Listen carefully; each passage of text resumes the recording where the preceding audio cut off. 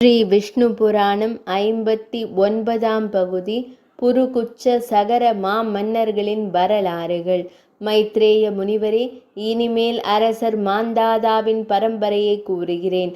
மாந்தாதாவின் மகனான அம்பரீஷனுக்கு யுவனாசுவன் என்ற புத்திரன் உண்டானான். அவனுக்கு அரிதன் பிறந்தான். அந்த காலத்தில் பாதாள உலகத்தில் மௌனேயர் என்ற 6 கோடி கந்தர்வர்கள் இருந்தார்கள். அவர்கள் நாக குலத்தாரின் முக்கியமான ரத்தினங்களையும் ஆட்சியையும் பறித்து கொண்டார்கள். அதனால் நாகர்கள் திருப்பார்கடலில் சென்று சகல தேவனான ஸ்ரீ விஷ்ணு பெருமானை ஸ்தோத்திரம் செய்தார்கள். எம்பெருமான் யோக நித்திரை நீங்கி தாமரை மலர் மலர்ந்தால் போல திருக்கண் மலர்ந்தருளினார்.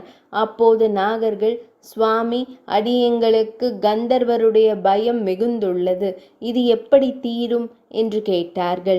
அதற்கு முதலும் முடிவும் இல்லாத எம்பெருமான், நாகர்களே, மாந்தாதாவின் மகன் புருகுச்சன் என்பவனிடத்திலே நான் ஆவேசித்து உங்கள் பகைவர்களை அடக்குகிறேன் என்று திருவாய் மலர்ந்தருளினார். அதன் பிறகு நாகர்கள் அவரை வணங்கி விடை பெற்று பாதாளம் சென்று தங்கள் சகோதரியான நர்மதையை அந்த புருகுச்ச மன்னனின் துணைவியாகும்படி கூறி அனுப்பி வைத்தார்கள்.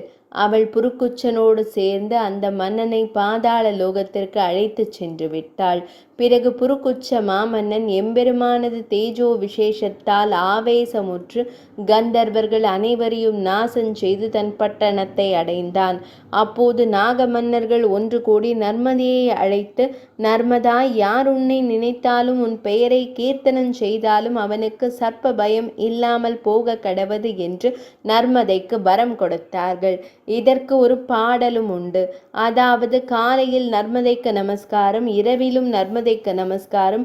நர்மதை தாயே, உனக்கு நமஸ்காரம். நீ என்னை நச்சு பாம்புகள் கடிக்காமல் ரட்சிக்க வேண்டும் என்று எவனொருவன் சொல்லிக்கொண்டு இரவு பகல் வேளைகளில் இருள் மூடிய இடங்களுக்கு சென்றாலும் அவனை பாம்புகள் கடிப்பதில்லை.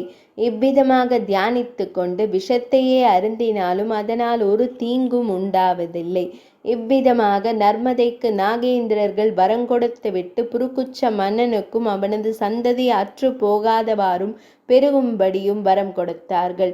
புருகுச்ச மன்னன் நர்மதையோடு கூடி மகிழ்ந்து திரசதஸ்யு என்பவனை பெற்றான். அவனுக்கு அனரண்யன் பிறந்தான். அவனை ராவணன் திக்விஜயம் செய்து வரும்போது சண்டை செய்து கொன்றான். அந்த அனரண்யனுக்கு பிரஷதசுவன் பிறந்தான். அவன் மகன் ஹரியசுவன். அவன் மகன் ஹஸ்தன். அவனுக்கு வசுமனது. அவனுக்கு திரிதன்வா. அவனுக்கு திரையாருணி. அவனுக்கு சத்யபிரதன் பிறந்தான். அவன்தான் திரிசங்கு என்ற பெயரை பெற்றவன். அந்த திரிசங்கு ஒரு சமயம் தன் தந்தையின் சாபத்தால் சண்டாளனாக மாறினான். அப்போது 12 ஆண்டு காலம் மழையில்லாமல் ஏற்பட்ட ஒரு பெரும் பஞ்சத்தில் விஸ்வாமித்ர முனிவரின் மனைவியும் மக்களும் பிழைக்கும் பொருட்டு அவன் தினந்தோறும் மிருக இறைச்சிகளை கொண்டு வந்து கொடுத்தான். சண்டாளனிடம் வாங்கும் குற்றம் அவர்களுக்கு ஏற்படாதவாறு அந்த இறைச்சிகளை கங்கை கரையிலிருந்த ஓர் ஆலமரத்தின் கிளையிலேயே கட்டி கொண்டு வந்தான். இதனால் விஸ்வாமித்திரர் அவன் செயலை அறிந்து மகிழ்ந்து திரிசங்குவை அவனது உடலுடன் ஸ்வர்கலோகம் ஏற்றினார். அந்த திரிசங்குவின் மகன் ஹரிச்சந்திர மன்னனாகும். அவன் மகன் லோகிதாசன். அவன் மகன் ஹிரிதன். ஹிரிதனுக்கு சஞ்சு என்ற குமாரி பிறந்தாள். சஞ்சுவுக்கு விஜயன், வசுதேவன் என்ற 2 பிள்ளைகள் பிறந்தார்கள். அவர்களில் விஜயனுக்கு குருக்கன் பிறந்தான். அவனுக்கு விருகனும் விருகனுக்கு பாகுவும் பிறந்தார்கள். அந்த பாகு மன்னன் ஹேஹேயர்களால் வெல்லப்பட்டு கர்ப்பிணியான தன் மனைவியுடன் காட்டிற்கு சென்றான். அங்கு அவளுடைய சக்களத்தியானவள் அவளுடைய கர்ப்பம் அழிந்து போகும்படி அவளுக்கு விஷத்தை கொடுத்தாள். ஆனால் அந்த கருவானது 7 ஆண்டு காலம் அவளது வயிற்றிலேயே இருந்தது. இந்நிலையில் பாகு அரசனுக்கு வயது சென்றதால் அவன் ஔர்வமா முனிவருடைய ஆசிரமத்தின் அருகே மரணமடைந்தான்.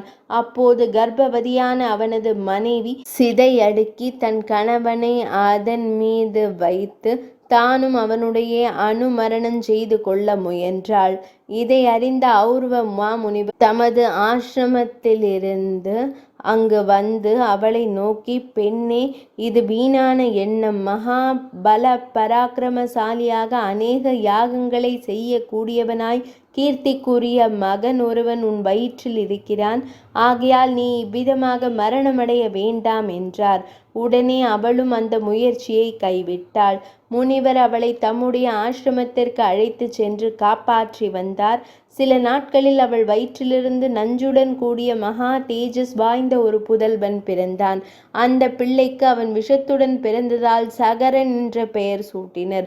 ஔர்வ முனிவர் சகரன் வளர்ந்த பிறகு அவனுக்கு உபநயனம் செய்வித்து சகல வேத சாஸ்திரங்களையும் அவனுக்கு கற்பித்தார். மேலும் பிருகு முனிவரால் உபதேசிக்கப்பெற்ற ஆக்னேயாஸ்திரத்தையும் அவனுக்கு உபதேசித்தார்.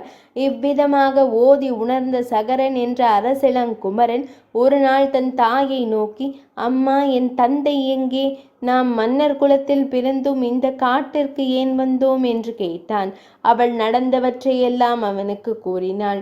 அதை கேட்ட ராஜகுமாரன் சகரன் கோபம் கொண்டு அன்று முதல் ஹேஹேய வம்சத்தை துவம்சம் செய்வதாக சபதம் செய்தான். பிறகு அவன் தன் சபதப்படியே பகைவர்களை அழித்தான். அதோடு பகைவரோடு சேர்ந்திருந்த சகர், யவனர், காம்போஜர், பாரதர், பிப்லவர் முதலியோர்களையும் நாசஞ்செய்ய முனைந்தான்.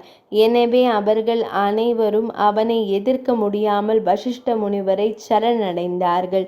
அவர்களை பிழைத்திருக்கும் பிணங்களாக வசிஷ்ட முனிவர் நினைத்து கொண்டு சகரனிடம் சென்று, மன்னா, இவர்கள் உயிரோடு இருந்தாலும் இறந்தவர்களுக்கு ஒப்பாவார்கள்.